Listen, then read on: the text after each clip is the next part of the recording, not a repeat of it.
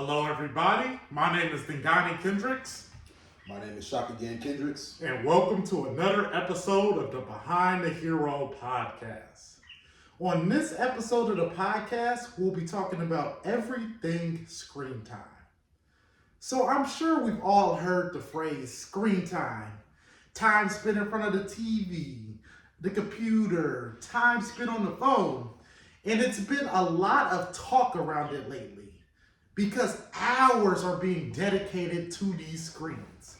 So we want to talk about the benefits, drawbacks, utilization, and anything else that comes to mind. What's your thoughts on screen time? Screen time can be beneficial. It can also be a detriment. It depends on what you use it for. Of course, you don't want to be in screen too much.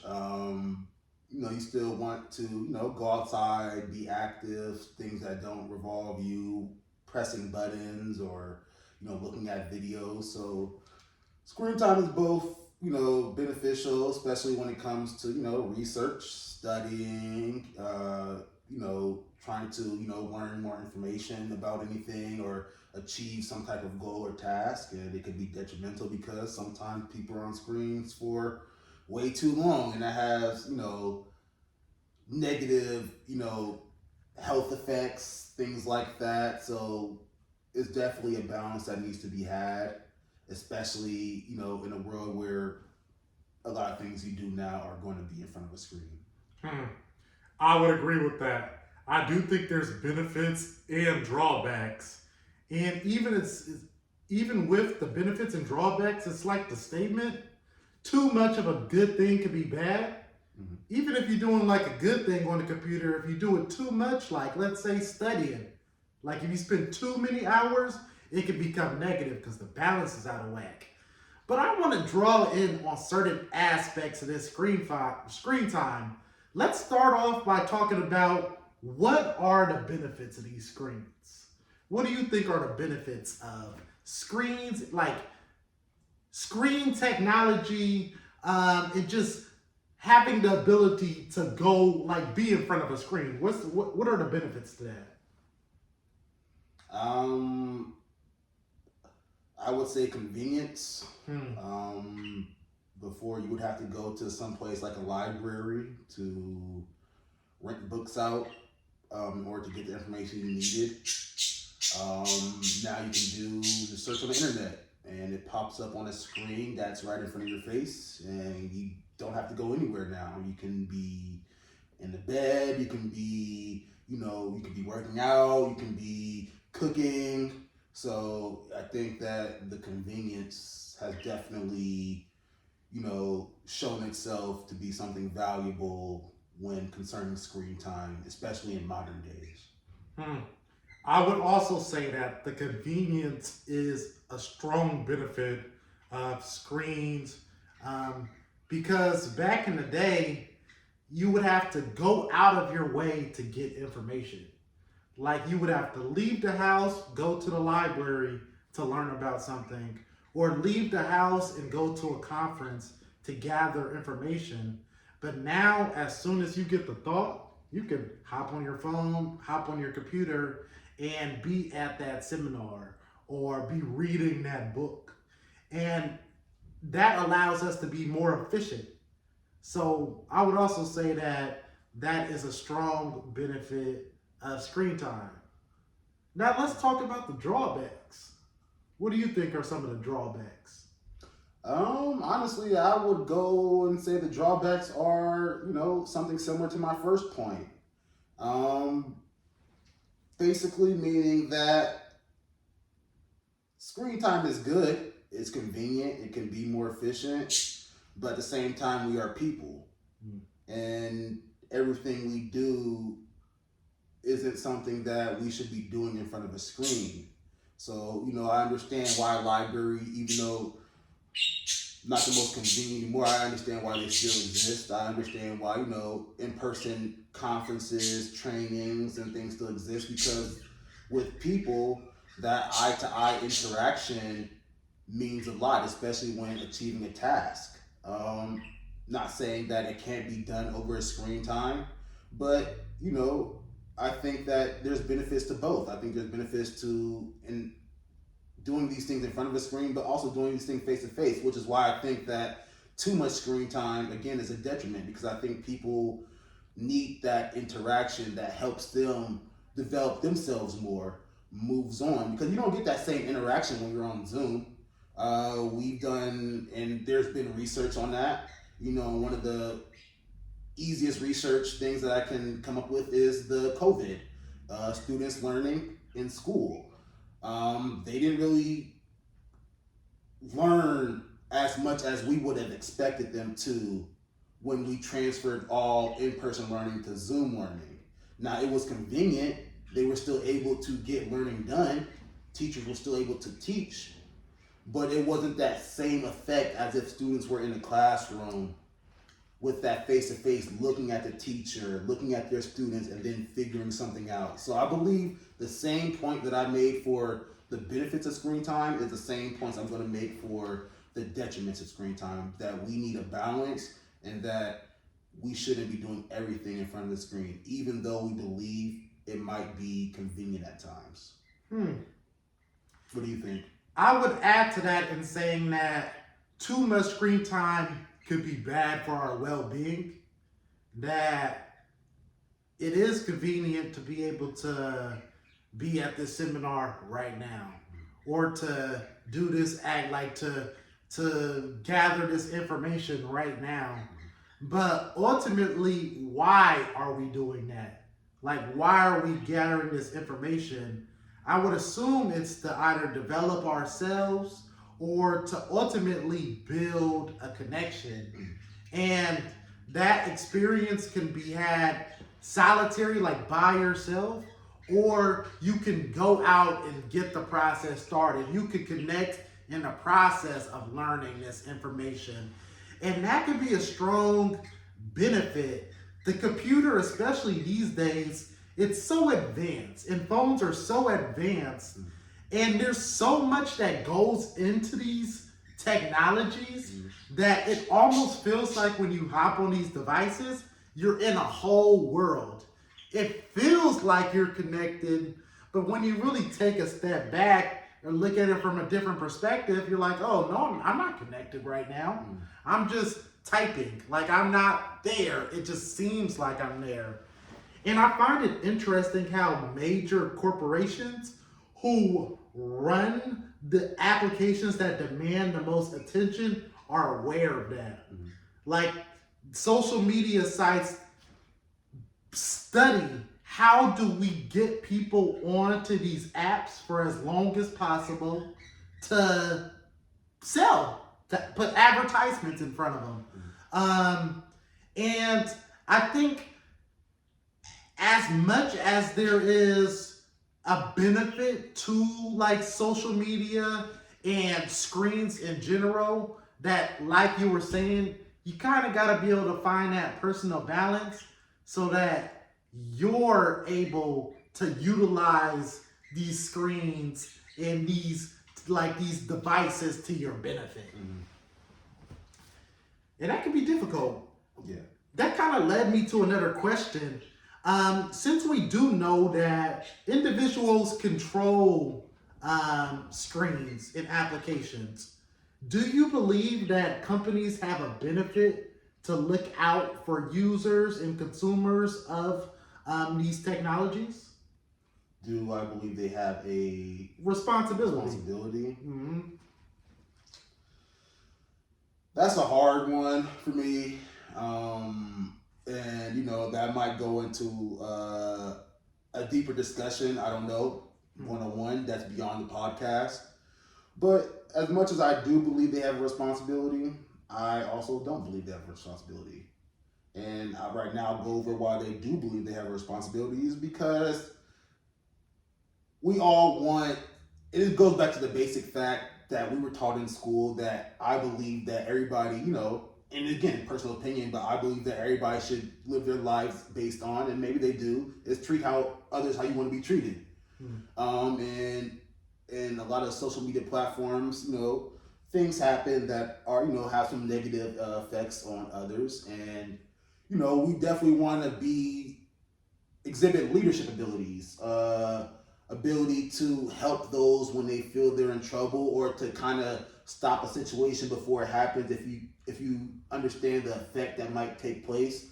And that's why I believe that these companies have responsibilities to be that leader, not just to be a leader and how many sales you get for an app or how many apps you create, but being a leader and helping to develop others by treating them with the respect that you believe they believe they deserve, and you should believe they deserve, because everybody deserves a level of respect, to where they can feel comfortable, and especially feel comfortable when they use your product.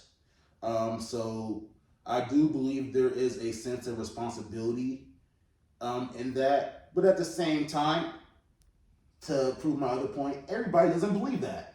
Yep. Everybody doesn't believe that you should treat people how you want to be treated, and there's a lot of factors that go into that. A lot of factors that might be material based, money based, and they're just looking for results. And in that, of course, that person or group of people don't believe they have a responsibility, but just to themselves and their bottom line. So that's how I believe, that corporations both have a responsibility. Even though we as consumers might believe one thing, I believe once you're in that position and once you have your thoughts in that matter, I believe it can go either way, and we might not agree with it, but I believe that that is a choice that can be made and that people do make. What do you think? I think very similarly in that, yes, companies do have responsibilities to look out for their users. Also, I don't know as far as to say no, but as far as that, it's hard to tell somebody else what to do. If somebody creates a product or a service, it's hard to tell them what's right and wrong outside of the law. Because anything outside of that, that's a rule or a social standard that you could place on them. But if it's legal, individuals often operate within that realm. And it was interesting. I was learning about that pyramid as far as like what companies base themselves off of. And ultimately, it's like profitability, like finances at the bottom. But as you move up that pyramid, it moves into things such as ethics. Is this ethical, what I'm doing as far as my user base and demand? And then it can even go as far up as philanthropy. Like, not only is this company profitable, not only is this company ethical, but this company is also able to give back as well. And I think that's a solid standard that all companies can aim for. However, it's not required. So, you can't assume that everybody thinks the same. And that's why I say yes and no. Because I'm like, yes, a company should look out for their people. It should be a partnership. Like, how can I use this application that demands attention to make people better? But also no, because that's not legally required for them to do. And you really don't know what stage they're at in their journey. They might still be figuring out like their user base and their influence on the world, and still be in a process of shaping it to be beneficial. And so one of the reasons I would say no is to highlight what a person who is consuming that technology or information, the responsibility they should have to be like, hey, I am aware of the fact that everybody might not have my best interest at heart. How can I be responsible for my consumption to make sure that I'm getting what I need out of this product technology? So do you believe that in the form of, putting things out there for screen time, content for people to continuously see, watch, observe, learn from, do you think that, from that pyramid you were talking about, do you think that, in your own opinion, that legality should trump ethics, or should it be the other way around when it comes to these large companies and how they handle what they put out onto these screens and what they know that people are going to consume? Well, on this pyramid, it is pretty much like money at the bottom. Like, because you're not in business if you're not making money. After that, it's legality. Then it moves to ethics and then philanthropy. So technically, according to the system,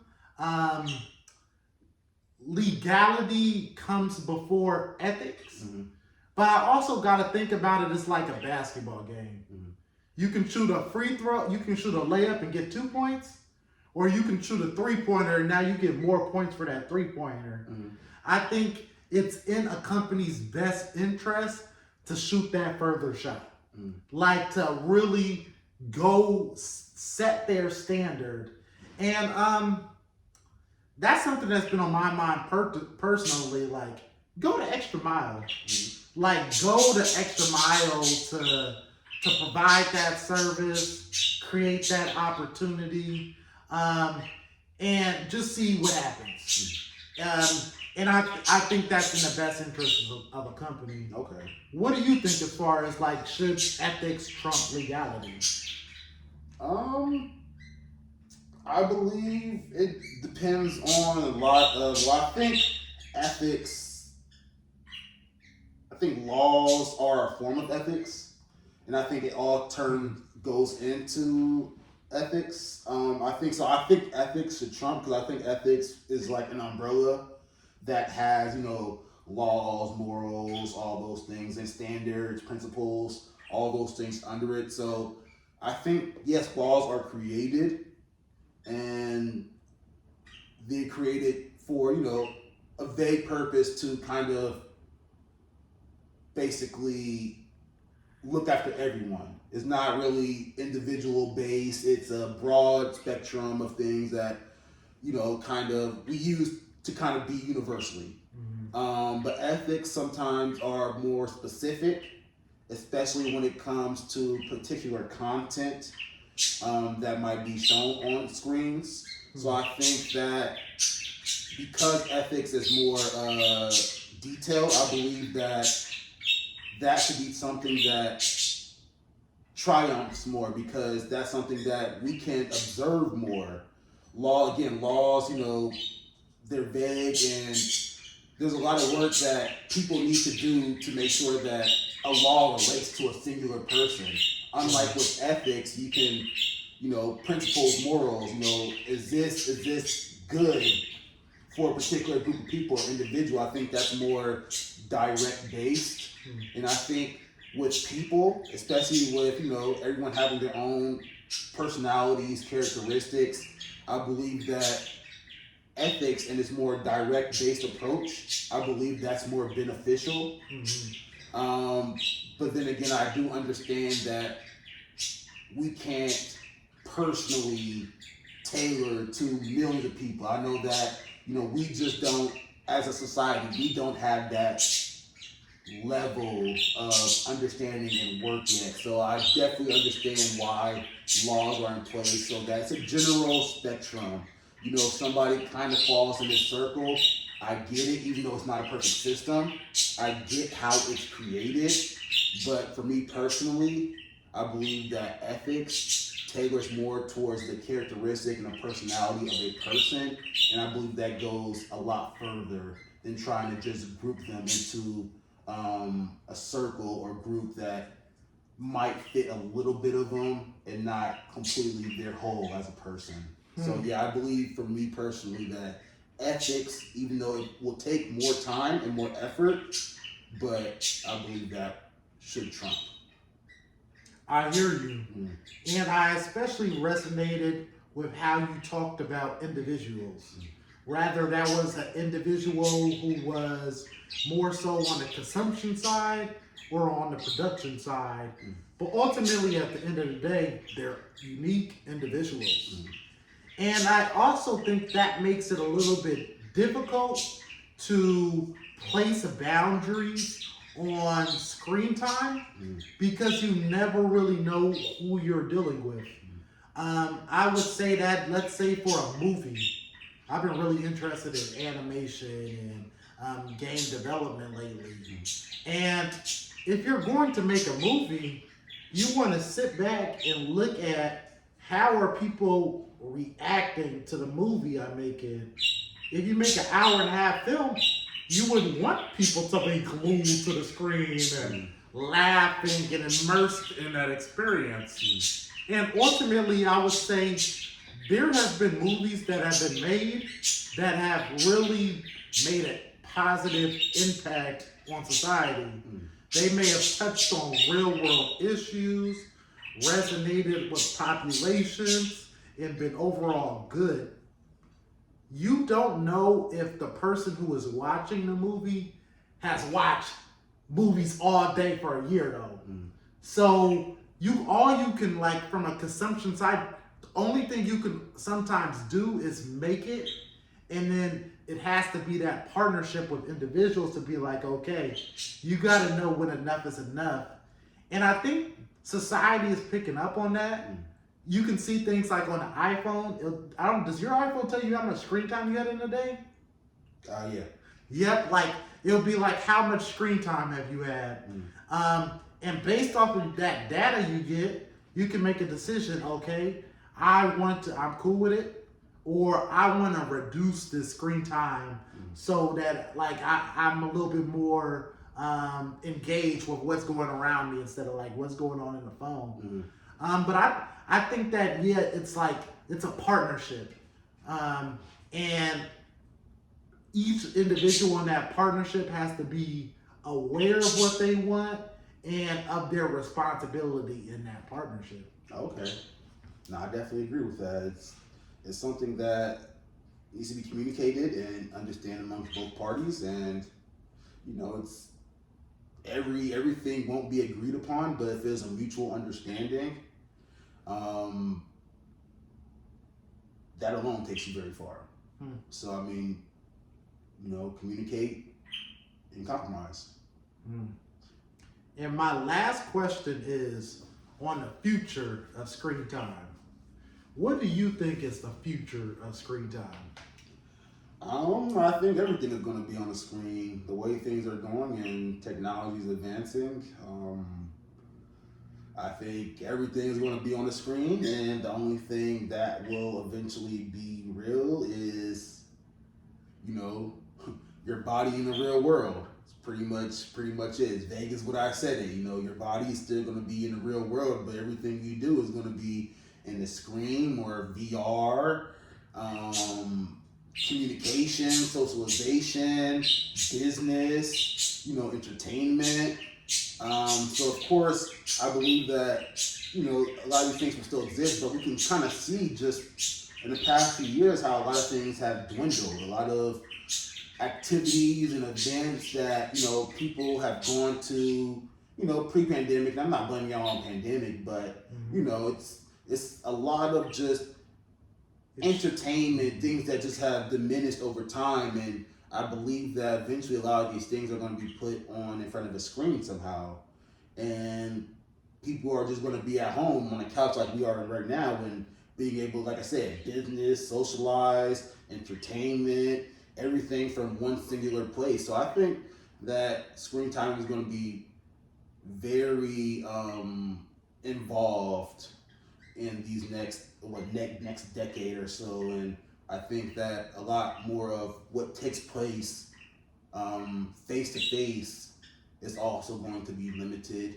Again, it might not be something that a lot of people are looking forward to, but I believe that is the way the direction of the world is going. You? I would also agree that that's where the world is going, to a world where everything has the capability, that everything that could be on a screen will be on a screen. You even see it now. There's benefits and drawbacks, but people have cameras for their pets or cameras for their homes. So even when you're away, you can just look through your screen at it. And that has benefits, and it might have drawbacks. But yeah, if it has the ability to be on a screen, it will be on that screen. And I believe that it is, that's naturally going to occur.